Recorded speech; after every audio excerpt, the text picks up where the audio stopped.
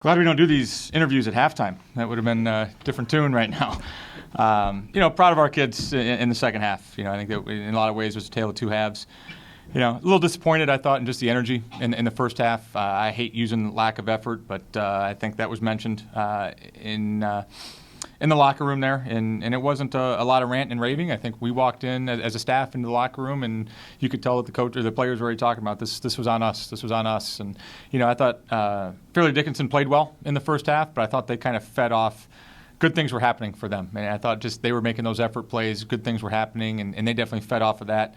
On the flip side, I thought we did the exact same thing in the second half. I thought when we came out and tried to establish the post a little bit better with Debs inside, we made some hustle plays, got some easy ones, and then we got a little bit of confidence and got a little bit closer, and I thought we played a lot harder. I think we made mention of the lack of energy, and the frustration from the coaching staff of.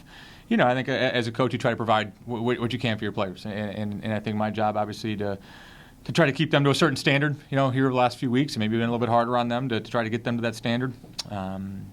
So they probably a little bit of sick of that. But I thought we kind of changed our tune a little bit in the first half, and then they didn't really respond to that. I thought our energy on the bench, both players and coaches on the bench, was a little bit better in the second half, and hopefully, whether it was because of what was happening on the floor or vice versa. But I was really proud of what our kids did in that second half, and I can honestly say we made zero adjustments.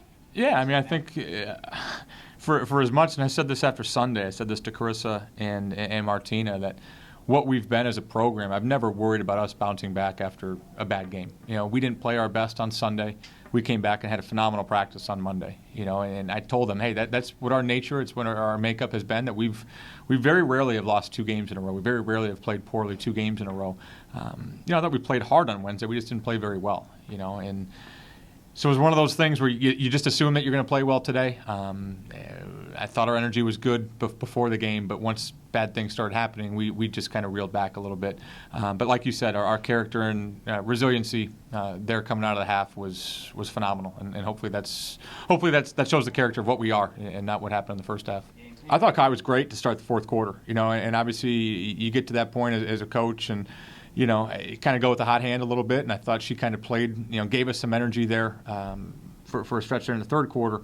And, we called something for her right away to start the quarter, and she made a great read, found Slagus for what I thought was going to be a wide-open 3. And, I thought Caitlin played really well, too. She got to get her rebound the ball a little bit better, but I was really proud of the way that both these 2 freshmen responded in a tough environment today. I'd like to think so, but to be honest with you, 2 different teams, but I don't know that. I'm not going to sit here and sound like the guy that thinks we're just better than Fairleigh Dickinson. I think they're a very, very good team. I think when Kelsey Cruz and Livermore, if they're not the 2 best players in that league, then that league's freaking loaded. So I think they're very, very good. And we've been saying that when they find other kids on their roster, and Thomas kid had a good game the game before, she made some big buckets. I think a couple of their other kids got to the free throw line today. We had trouble staying in front of them. So I think it was just 2 different styles of play. But I guess I was more just proud of hopefully the lesson that we learned, but I think that had more to do with our effort than it was who the opponent was. I was thinking that we had to move the ball, get to our spots, and when we trust our offense, we get to our open spots and we find wide open 3s. So I took my time, I cut hard, and my teammate passed me the ball. So we had trust in each other, and I knocked down the 3. So. We had to keep up the energy. We had to get some runs in transition in the second half, so that's what we did. And we had trust in each other. We picked up each other when we were down. We didn't come out that hard in the first half, but in the second half we picked it up. So we got easy runs in transition. We just have to start every game with energy, high energy.